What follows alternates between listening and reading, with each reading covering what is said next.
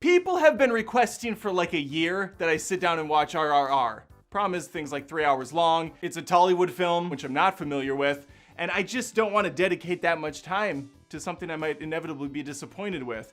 But people kept prodding and pushing and pricking, and eventually someone stepped up and said, you know what, I'm gonna pay this guy to review this film. And really, we could have just saved so much time and headache and started there, because I'm nothing if not a complete sellout. Let's talk RRR. I was joking about being a sellout, but not about someone paying me to review this. Special shout out to Greg C over on Patreon at patreon.com/AdamDoesMovies. Gregory, Booby, you're a hero right now. He became a Mithril member on Patreon, which is only $30 a month, and you can cancel at any time, and you are guaranteed locked into a movie which I have to review and shout you out. I don't have to like it though. I do not have to like it. I can crap all over your favorite film, so tread lightly. That said, I did like RRR. RRR. It's not a movie you can say fast. I liked RRR.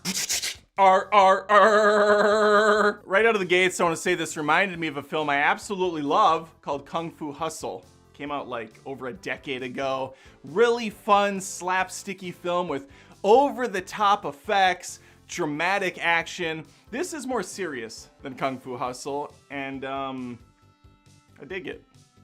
I dig it quite a bit. This film is about friendship. It's about honor. It's about freedom. It's about love. It's about a million different things, all wrapped up in a nice little package. It's about two men coming together from opposing sides. A man of order and a man of freedom. A. Ramaraju wants nothing more than to be a special officer in the British Armed Forces. An honor that's eluded him one too many times. That's all about to change when he's presented with the opportunity to apprehend a known threat to the British, Kamran Bahim. He's an Indian revolutionary, and he's sly as a fox. He's cunning.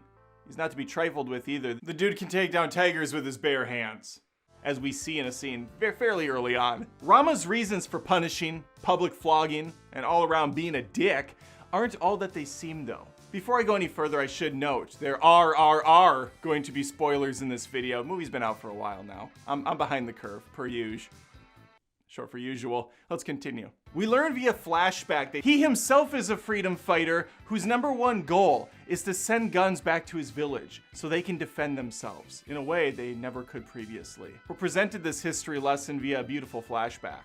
As the film progresses, we find out that he's been working with his uncle the whole time to avenge his father's death and keep a promise he bestowed upon him when he was just a child. And might I just add, the actor Ram Charan who plays this gentleman, maybe one of the most impressive looking specimens of a man I've ever seen. Just a very attractive looking male. Ray Stevenson plays Scott Buxton. Guy's trash. His wife's garbage. The whole place, the whole British Empire in this film is pretty much just god-awful shit. The dude kind of looks and sounds like Kelsey Grammer, which makes me hating him that much more difficult because Graham is such a treasure. He's such a sweetheart in most films. So it was tough. It was tough to get past the Kelsey Grammer thing, but yeah, this guy sucks. The film starts in a small village, and we see these two jackasses going around with their parasol, looking at some of the locals. One of which, a young girl, they rip out of the arms of the mother and just claim as their own and take off. And this awful display is what's gonna set everything in motion going forward. Bahim vows to get this girl back, a sister to him, and nothing is gonna stand in his way, whether beast, nor public beatings, nor a man so attractive I hate getting up in the morning anymore. These two gentlemen will eventually meet and have one of the greatest bromances ever received on film, right up there with Apollo Creed and Rocky Balboa. It even features a beautiful montage of these guys kind of skipping and frolicking across the land, having meals together, skipping rocks, and really just beefing as buds. All good things unfortunately come to an end, and the same goes for these guys when they find out, hey, whoa, you're working for the wrong team, bud. And then there's gonna be some action. There's gonna be some hand-to-hand. There's gonna be some gunfights. There's gonna be some animals tearing up a small town square party. It's epic. It's incredibly epic. As I stated from the onset, this is my first introduction to Tollywood films. And I wasn't expecting some of the stuff I was gonna get. For starters, where did the musicals come from? There's dancing and singing numbers in this just out of nowhere, like I'm watching a Disney film. And I have to say, they're pretty damn good songs, pretty catchy. And the dance choreography was just a delight. Everyone's completely invested, and man, can these lead actors dance. And not just dance, but sing as well. There's a Passion of the Christ whipping section of the film where our lead is not only taking these lashes in stride, bleeding all over the place, chunks of skin ripping off, but he's singing a beautiful song on top of all this.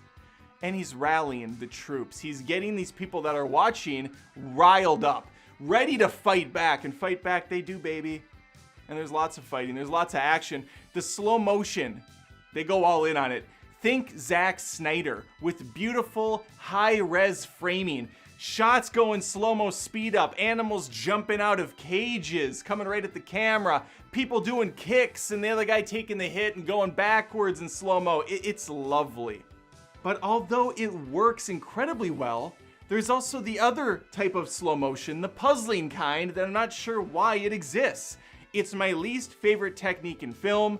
One of my favorite trilogies of all time, Lord of the Rings, even utilizes this. Peter Jackson, amazing director. But I hate shuddery slow motion, choppy slow motion, and they have a lot of that in RRR too. I find it cheesy, find it a little campy.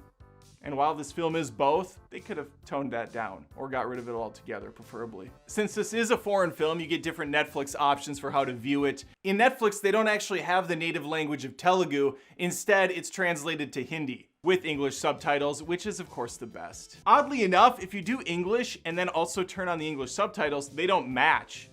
The way they say things is often different, I notice. So someone will say like, wow, what a nice day outside. But then the copy below reads something slightly different. It's really beautiful outside, or today is a very lovely day. Just doesn't match up and makes it even more confusing. Back to the action though, this director should do a Dragon Ball Z film and I would be their day fun. Every shot is like a cinematic painting. Oftentimes the hero's kind of framed up slowly, winking at the camera, throwing something over the shoulder. Looks boss as hell. I say boss now for that one time and then never again. Well, maybe one more, we'll see. By the final act, both of these guys have gone full god tier. They're kicking dudes up in the air, and then punching them across. Yeah! The guy's got a freaking bow and arrow that he puts on fire.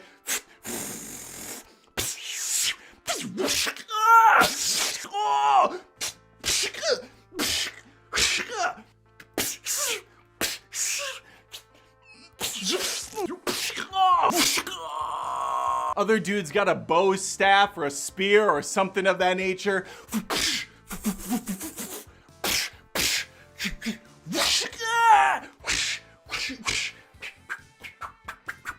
And then of course the slow motion.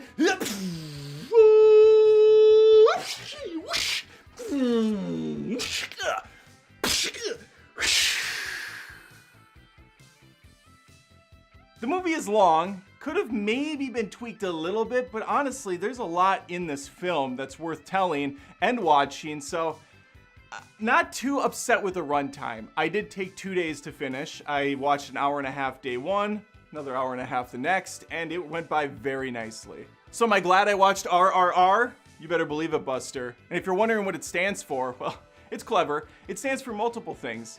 RRR are the initials of the lead characters, plus it also means rise, roar, and revolt. A lot there. There's some layer there. I appreciate that. I also appreciate you, Greg, for recommending this film, G-Money. Thank you very much. Thanks for being a Patreon and all those Patreons out there. Look for more of these Mithril level reviews coming out in the future, and hopefully you had some fun watching this video. If you did, I encourage you to like, subscribe, turn on notifications, and hopefully I'll see you next time. Take care. And since you're still here, I will end this video as I end all videos with a musical dance interpretive number.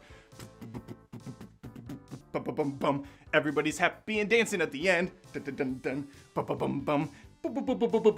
Subscribe.